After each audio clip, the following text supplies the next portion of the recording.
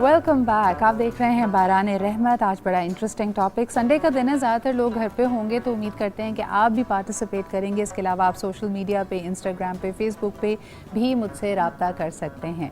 जनाब, आज हम बात कर रहे हैं तकदीर और किस्मत के हवाले से। जब कुछ बुरा होता है तब भी हम कहते हैं शायद कुदरत को यही मंजूर था, लेकिन क्या हमारे अच्छे अमल, हमारे सदक़ात, हमारे लोगों के साथ अच्छा अखलाक और यकीनन हमारी इमदाद क्या हमारी तकदीरों को बदल सकती है? इस पर बात करते हैं जी। आज हमारे पास ज़बरदस्त पैनल मौजूद है। First and foremost, it gives me a lot of pleasure and a lot of pride to be an ambassador of the Indus hospital.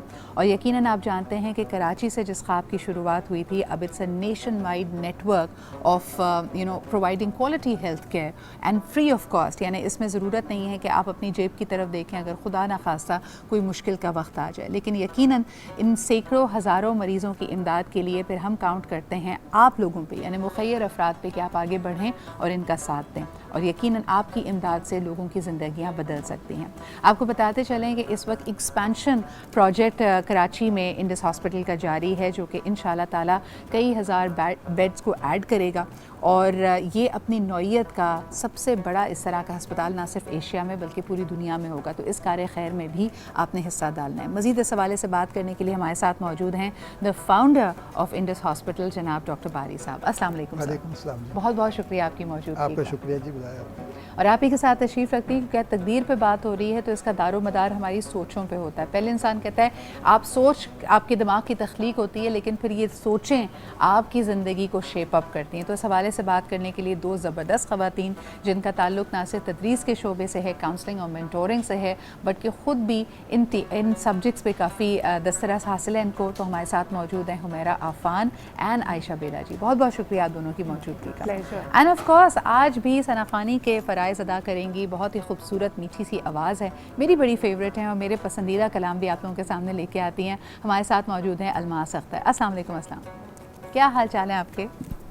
वालेकुम अस्सलाम रहमतुल्लाह। संडे का दिन आप हमारे साथ मौजूद हैं, शुक्रिया वक्त निकालने के लिए। और जल्दी से जी किचन का रुख भी करते हैं जहाँ पे मुर्गे मुसल्लम हमारा इंतजार कर रहा है और सलमा भी हमारे साथ है। अस्सलाम वालेकुम सलमा। वालेकुम अस्सलाम। संडे का दिन, जबकि जो थोड़ी बहुत लोगों की मसरूफियत होती है वर्क फ्रॉम होम की, वो भी नहीं है and the entire family is home, तो ख़वातीन के लिए बड़ा मुश्किल है कि कुछ ऐसा बनाया जाए जो सबको खुश करे। आपकी रिकमेंडेशन आज के लिए क्या है? क्या रेसिपीज़ बनाए? आज की रेसिपी है पटाखा चिकन, डायरेक्ट फ्रॉम नथिया गली। वाह यानी अगर कराची वालों को, जिस तरह के हमने शुरू में कहा कि हीट वेव है, गर्मी बहुत ज़्यादा शदीद लग रही है, नथिया गली की याद सता रही है, तो आप आज बनाइए जी पटाखा चिकन। कैसे बनेगी?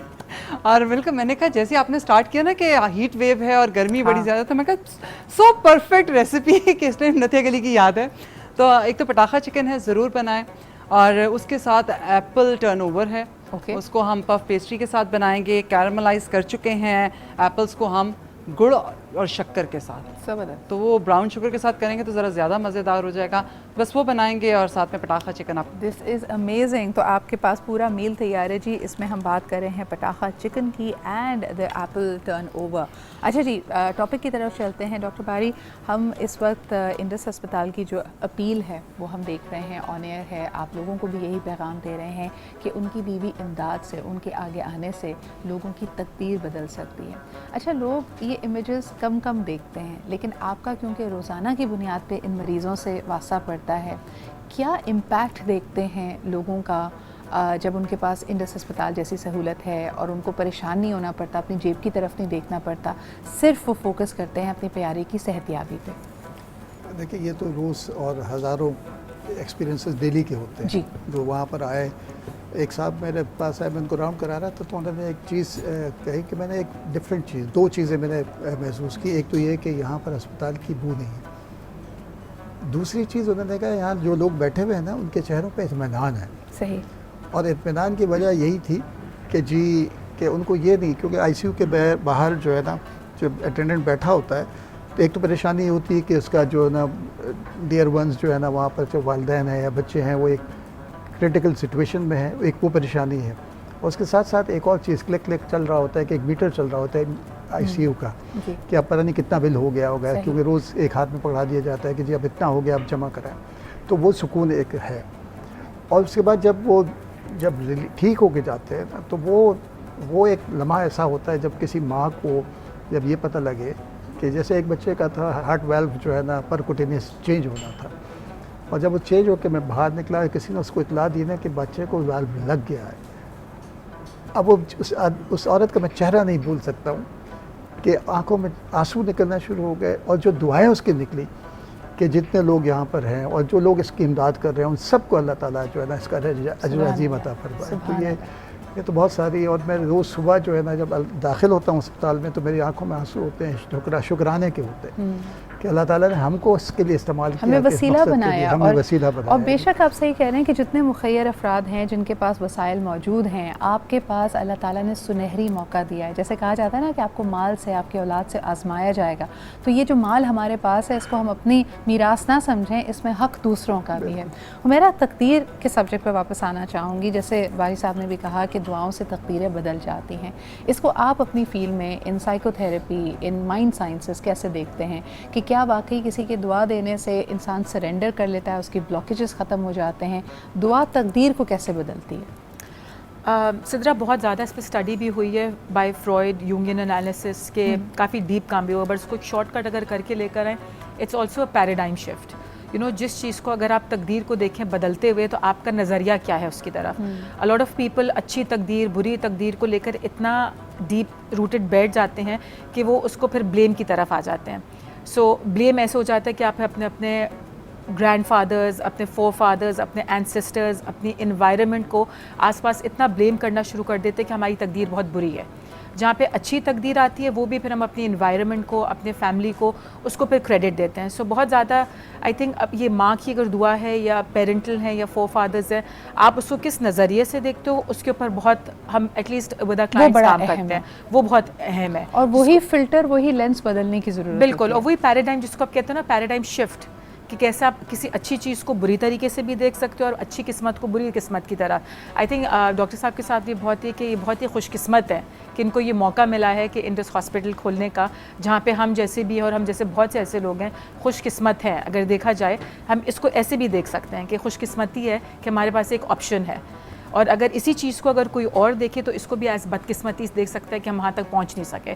So it's really your own personal, इसको और आसान कर देते हैं ना कि कई चीज़ें आपके पास सिचुएशंस होती हैं, लाइफ जैसे रिलेशनशिप्स अगर एंड करते हैं, किसी का नौकरी से निकाल दिया जाना, अब आपका ये ओरिएंटेशन पे डिपेंड करता है ना आयशा जी। अगर कुछ लोग होते हैं जिनको नौकरी से निकाला गया, उसके बाद उन्होंने सोचा कि नहीं जी मुझे अपना कारोबार करना चाहिए, और वो कारोबार करके वो लखपति करोड़पति बन गए। ऑन दी अदर हैंड दूसरा शख्स है जो इसी मुगालते में वो डिप्रेशन में चला गया, वो शायद किसी एडिक्शन में पड़ गया कि मुझे तो नौकरी से निकाल दिया गया। तो द सर्कमस्टांसेस को मीनिंग हमारा जहन देता है। Humaira is talking or Dr. Saab is talking, it's actually the energy switch. वो आपके अपने जहन के अंदर है, और कभी जो अल्लाह ताला का एक निज़ाम है उसमें टाइमिंग्स इज़ वेरी इंपॉर्टेंट। हम समझते हैं कि something is taking us down, whether it's your own health, whether it's a relationship, whether it's your job. Losing a job doesn't mean that you will never get. जो hope है ना, उम्मीद, वो आपके अपने जहन के अंदर होती है। And that what Humaira is saying, paradigm, human paradigm, वो एक एनर्जी है जो आपके अपने अंदर से बाहर आती है। जैसे डॉक्टर साहब की शख्सियत है, उनकी वो उम्मीद इतनी ज़्यादा होगी कि उनके वसीले से, या आप एम्बेसडर हैं उसकी, तो आपके वसीले से बहुत से लोग आपके इर्द गिर्द हैं। दैट गॉड नोज़ कि वो किसको इतनी एनर्जी देता है जितनी इनकी probably he would be very positive, you would be very positive, कि आप अपनी एनर्जी को, जो नेगेटिव चीज़ें हो रही हैं उनको छोटा कर देते हैं और एनर्जी बहुत बड़ी हो जाती है। We all are energy balls, मैं, आप, हम सब। और कभी कभी when we are not talking to each other, हमें पता होता है कि what vibes we are getting from the other person. The system is quiet, मुंह से ज़बान से बात नहीं हो रही, but you are giving those vibes to each other. जैसे अगर आप पॉजिटिव लोगों के साथ बैठे हो तो आप you are happier, you feel like talking more, you feel younger. और अगर आप नेगेटिव के साथ बैठे हो तो आपको लगता है कि जी मेरा पूरा कंधा बिल्कुल डिप्लीट हो गई, उसकी एनर्जी सुन हो गया। और तो that is all an energy game, and it is inside you, it is inside me, each one of us we give energies to each other. लेकिन give आयशा जी positive- इसको इस तरह भी मैं देखती हूँ, मेरे पास एक बड़ी ज़बरदस्त मिसाल मौजूद है। मुझे हमेशा याद आता है कि जब यौम शहदा पे मेरा जाना हुआ और मैं शहदा की फैमिली से और वॉर वेटरन से मिलती हूँ, और हमने एक बड़ा अजियतनाक दौर अपने मुल्क में देखा है जब दहशतगर्दी के ख़िलाफ़ जंग जारी थी और हमने अपने जवानों को खोया। यानी लिटरली हमने, मुझे वो पोस्टर्स नहीं भूलते जिसके अंदर 20, 22, 25 साल की उम्र के लड़के और उनकी वालदाओं को बुलाया गया just to share the experience, और हमेशा उनके बारे में एक जुमला कहा जाता है कि उन्होंने वहाँ पे शुक्र अदा किया जहाँ पे सब्र करना मुश्किल था। यानी जब इन शहदा की वालदाओं से बात हम करते थे और उनसे पूछते थे कि आपको याद आती है या आपके बेटे ने आपसे आखिरी बात क्या की, तो ज़बान पे जारी और सारी रहता था शुक्र। यानी I have spoken to mothers जो उर्दू में बात नहीं कर सकती थी, जो पश्तो में बात कर रही थी, एक ट्रांसलेटर साथ था, उनको बता रहा था कि मैं क्या बात कर रही हूँ, और वो मुसलसल शुक्र अल्लाह की तस्बीह वो पढ़ रही वहाँ थी। पर हयात तो का ये बड़ा पर्दा, बड़ा अहम बात है कि उनकी आप नज़र से चीज़ों को उतर गया। देखते कैसे हैं। भाई साहब आपकी तरफ भी आएंगे, पूछेंगे कि इस वक्त क्या प्लान्स हैं and how can people contribute. यानी हम ज़रूर चाहेंगे और इस महीने, इस मुबारक महीने में यकीनन ज़्यादा से ज़्यादा दुआएं समेट सकें, अपनी तकदीर को बदल सकें, क्योंकि at the end of the day यही आपको चाहिए होता है। लेकिन अलमास, इस वक्त आपसे रिक्वेस्ट करूँगी कि खूबसूरत सा कलाम सुनाएं, बेशक कोई दुआ या कलाम सुनाएं, क्योंकि दुआओं का जिक्र हो रहा है और फिर प्रोग्राम को आगे लेके चलते हैं। यहाँ पे गुफ्तगू जारी है जी, हम बात कर रहे हैं तकदीर और किस्मत की, और क्योंकि रमज़ान का महीना बहुत ज़्यादा हमें होप दिलाता है, हमें उम्मीद की एक किरण जगाता है हमारे अंदर। भाई साहब आपसे पूछना चाहूँगी, कभी कोई ऐसा मरीज़, कोई ऐसा वाक़या जहाँ आप समझते हैं कि बहुत नाउमीदी थी, बड़ा मुश्किल था सर्वाइवल या सेहतयाबी, और फिर आपने चीज़ों को अपने आँखों के सामने पलटते हुए, बदलते हुए देखा? मुझे याद है कि मैं एक जवान लड़की थी, उसका ऑपरेशन था, कर रहा था, हार्ट का सर्जरी थी जी। और हार्ट वाल्व में चेंज कर रहा था, और उसका एक छोटा बच्चा, बहुत ही खूबसूरत सा 2-2.5 साल का बच्चा था, वो बाहर खेलता रहता था। तो जब ऑपरेशन हो गया तो अब उसके हार्ट लंग मशीन से जब आप वापस लेके आते हैं अपना हार्ट चलना शुरू करना है, तो उसने इनकार कर दिया चलने से। अब वो बार बार दोबारा फिर दोबारा करते करते कोई शाम हो गई, मतलब कोई 4-5 बज गए। मेरे सारे साथी मुझे कहने लगे कि ये अब नहीं बचेगी बारी। एनेस्थेटिस्ट जो है उसको जाना था, वो अपने जूनियर को छोड़ के चली गई। अच्छा, मैं सोचता रहा, फिर मैंने कहा जो तरीका होता है, मैंने कहा इस दफ़ा मैं सब कुछ उल्टा करूँ, और वो कोई मैंने करके बस, और इस सारे दिन, इस सारे वक्त में, पूरे वक्त में मैं सिर्फ अल्लाह से रहे कि ये आकर नामद हुआ, ये आकर सही, ठीक है, ये पढ़ते इसका वर्त करता रहा, चलता रहा। और उसके बाद कुछ 6 बजे, 6:30 बजे के करीब मैंने जो है ना, जब उसको सब कुछ उल्टा किया, जो किताब से उल्टी चीज़ करके कर दी, और मैंने अल्लाह से दुआ की, और बस उसके बाद जैसे ही मैंने उसका क्लैंप ऑफ किया तो उसके हार्ट ने काम करना शुरू कर दिया, और वो मरीज़ ICU में चला गया। तो 8 बजे के करीब मेरे एनेस्थेटिस्ट ने फ़ोन किया, डेड बॉडी कब हवाले की थी? मैंने कहा तो ICU में है मरीज़, और वो ठीक हो। मैं हमेशा, क्योंकि मेरे सारा दिन उस छोटे बच्चे की शक्ल में सामने घूमती थी कि मैं कैसे कहूँगा कि ये बच्चा, ये माँ तुम्हारी अब नहीं है। तो अल्लाह ताला ने ये ऐसे बहुत सारे हैं। एक जो चीज़ आप तकदीर की बात, पॉजिटिव वाइफ की बात कर रही थी, तो देखें, मैं अभी एक UK में हमारा फंड रेजिंग प्रोग्राम चल रहा था, तो वहाँ एक साहब आए ऑनलाइन जी। उन्होंने कहा कि मैं जो है ना 42 पाउंड्स मंथली डायरेक्ट डेबिट करूँगा, तो कब तक ये चलेगा? मैंने कहा साल तक चलेगा, $500 पाउंड पूरे हो जाएंगे। उन्होंने कहा मैं सारी उम्र करूँगा, जब तक मैं ज़िंदा हूँ। उसके बाद जो बात कही ना, वो अभी तक मैं उस ट्रांस से निकल नहीं सका हूँ, मेरे अंदर एक जज्बा। उसने कहा कि इसका सवाब मुझे नहीं चाहिए, इसका सवाब डॉक्टर बारी और उसकी टीम को दे अल्लाह। सुभान अल्लाह। अब ये आप सोचें कि अपनी ये चीज़ लोगों अदा की करना। वो अकीदत है और आप पे एतमाद है जो यकीनन दूसरी जो मेरे ख्याल बात में जो थी, साथ जो लेके दूसरी आती बात है। थी कि वो डॉक्टर साहब, हम वापस इस बात को कंटिन्यू करेंगे। एक छोटे से ब्रेक की तरफ मुझे बढ़ना पड़ रहा है, कॉल्स भी आपके लिए वेट कर रही हैं। एक ब्रेक लेते हैं, वील बी राइट बैक, और यहीं से गुफ्तगू का सिलसिला हम आगे लेके चलेंगे।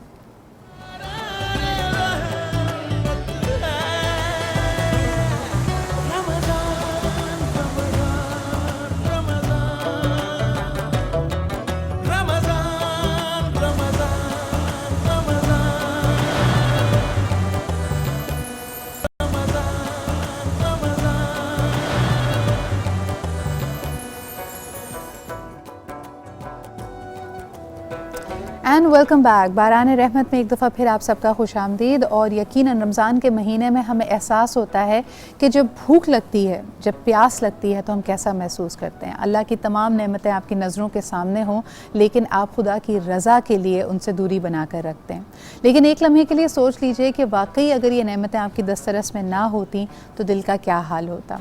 और यही वो जज्बा होता है, यही वो तकलीफ़ होती है जिनके पास वसाइल नहीं हैं, जो उससे गुज़रते हैं। उनको आस लगी होती है, उनकी आंखें हर वक्त तकती रहती हैं किसी दस्ते गैब को जो कहीं से आके उनकी मदद करे और उनको इस मुश्किल से निकाले। यानी यकीनन अगर आपका प्यारा तकलीफ़ में तड़प रहा है, एक तो बेबसी वो है कि आपके पास तमाम वसाइल हों और आप उसका इलाज ना करा सकें, उसको लाइलाज करार दे दिया जाए। लेकिन दूसरी तरफ अगर ये आपको पता हो कि इलाज मुमकिन है और वो एक सेहतमंद, एक बावकार ज़िंदगी जी सकता है, लेकिन सिर्फ़ और सिर्फ आपकी जेब इजाज़त ना देती हो, तो वो तकलीफ़ ही अलग है।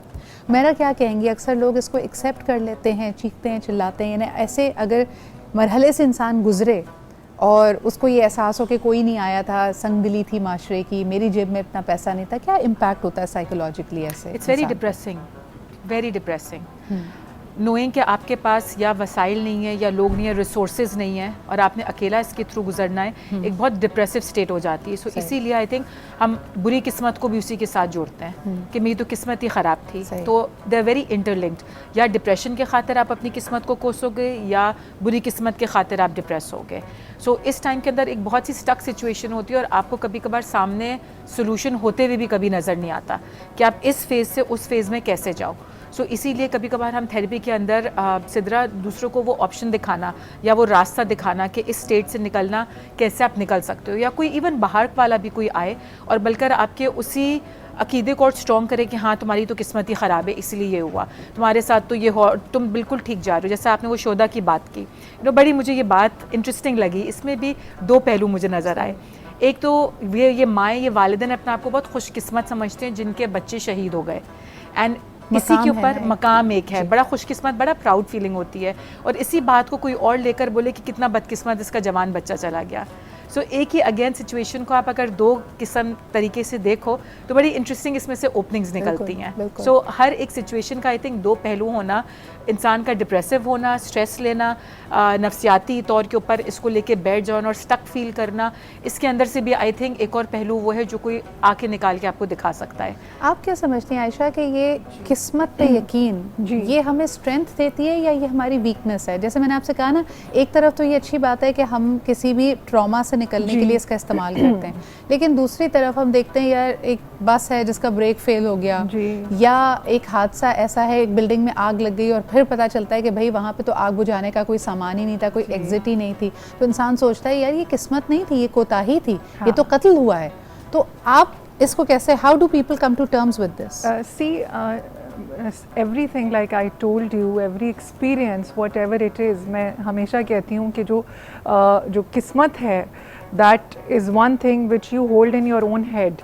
जो हुमैरा बात कर रही हैं, the faith जिसकी आप बात करते हैं, faith and fear, ये दो powers हैं, ये energies हैं जिसको आप पकड़ते हैं वो ताकतवर हो जाती है, and it is the way you communicate. For example, people ask me कि जी हम कैसे communicate करें अल्लाह ताला से, जो वो power है, कोई इसको God कहता है, कोई divine कहता है। तो आई ऑलवेज से कि देखिए अगर मैं इस प्रोग्राम में भी कहूँ कि जी आप इतना अच्छा पॉजिटिव प्रोग्राम कर रहे हैं, दुआ भी है, दुआ इज़ ट्रस्ट, ये भी कम्युनिकेशन है, और आप इतनी पॉजिटिव बात करिए, लेकिन मुझे नहीं लगता है कि इसका कोई असर होगा माशरे पे, तो आपको बहुत बुरा लगेगा, and you will feel down and you probably never ask me to come again.